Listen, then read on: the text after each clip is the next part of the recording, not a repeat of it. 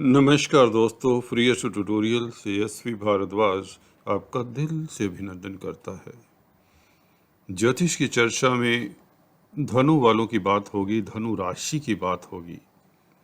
शनि साढ़े साती को लेकर कुछ भ्रांतियां हैं, वह दूर करना चाहूँगा। शुरुआत में ही बता देता हूं कि आप लोगों के ऊपर 12 जुलाई से लेकर 17 जनवरी 2023 तक कोई फिर से साढ़े साती नहीं लगेगी। सच ये है।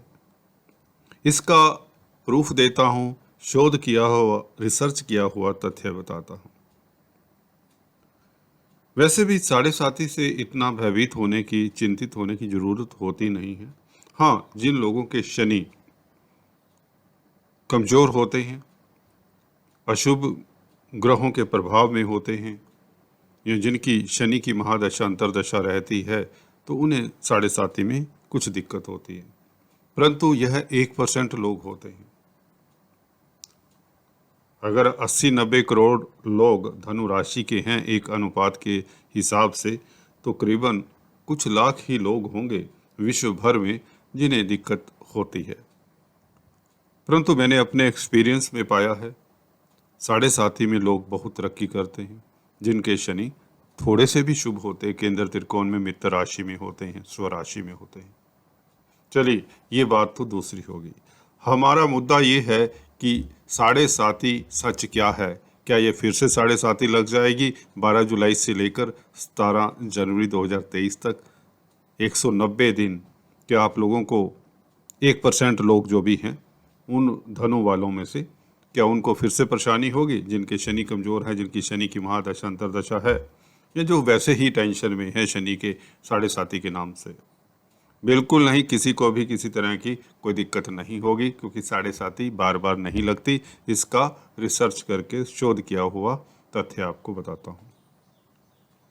देखिए, आप लोगों के ऊपर, देखिए साढ़े साती का मतलब तीन चरण होते हैं, 2.5 साल के ढैया मिलाकर।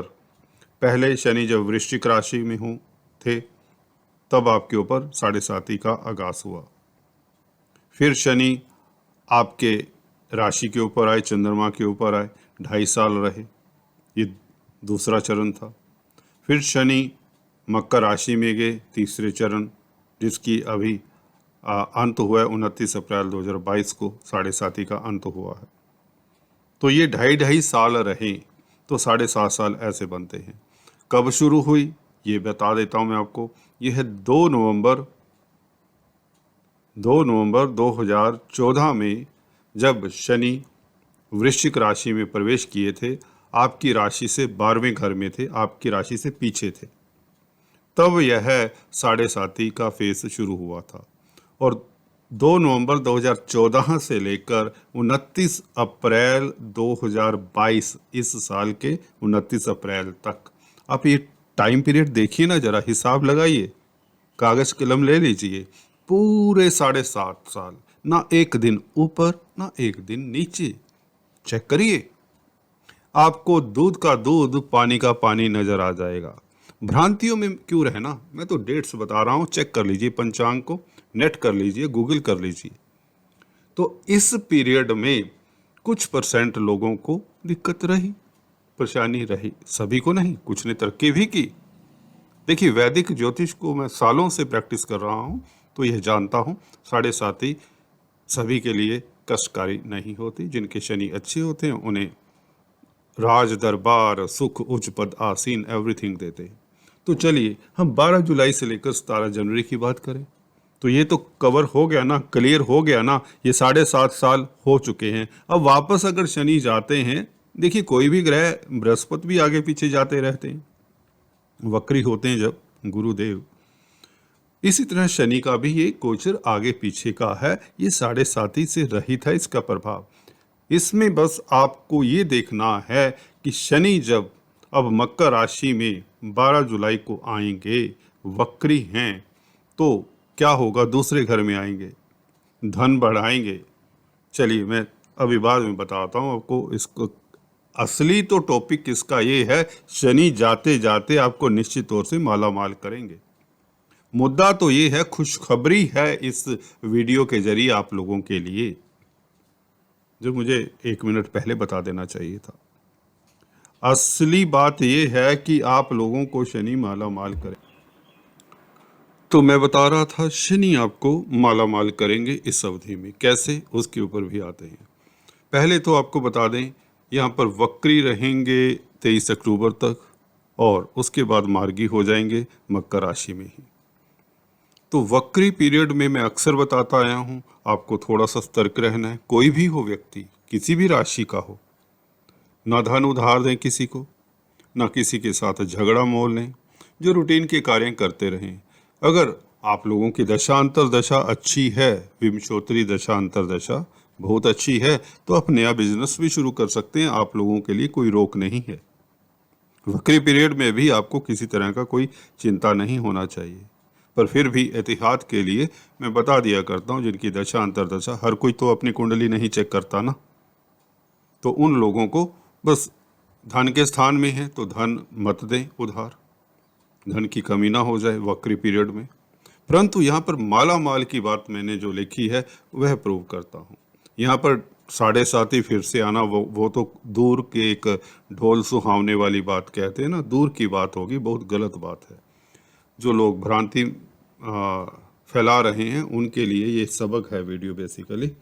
तो इसमें देखिए, आप लोगों को अगर, चलिए मान लेते हैं शनि की 7.5 फिर से लगी 1%, चलिए कुछ लोग नहीं मानते, मान लेते हैं, आपकी भी रख लेते हैं। शनि की ये दृष्टि 4th हाउस के ऊपर पड़ेगी, अष्टम स्थान के ऊपर, 10वें घर के ऊपर।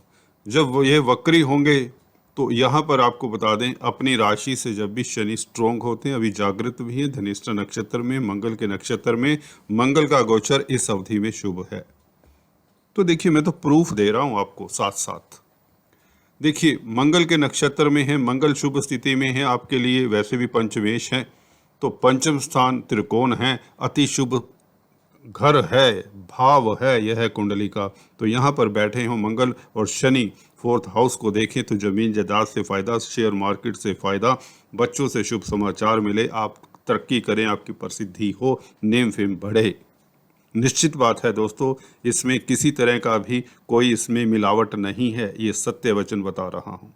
क्योंकि मंगल के नक्षत्र में है, मंगल शुभ स्थिति में 10 अगस्त तक रहेंगे पंचम स्थान में, तो निश्चित तौर से धन लाभ होगा। चाहे किसी भी क्षेत्र में हो आप, गरीब से गरीब व्यक्ति के पास धन आएगा, प्रतिष्ठा से युक्त रहेंगे, नेम फेम में वृद्धि होगी। इवन बच्चे आपकी तरक्की करेंगे, आपका नाम रोशन करेंगे। अगर आप छात्र हैं तो कंपटीशन स्पर्धाओं में आप अव्वल आएंगे, उच्च शिक्षित संस्थानों में आपको एडमिशन मिलेगी। तो फिर यहाँ पर शनि का 7.5 फिर से लगने वाला प्रभाव कहाँ जाएगा, आप देख लीजिए। चलिए कोई बात नहीं, अष्टम स्थान में शनि की वैसे ही दृष्टि पड़ जाए तो लंबी आयु, अचानक से लाभ, लिगेसी से धन लाभ, स्वास्थ्य इंप्रूव होता है।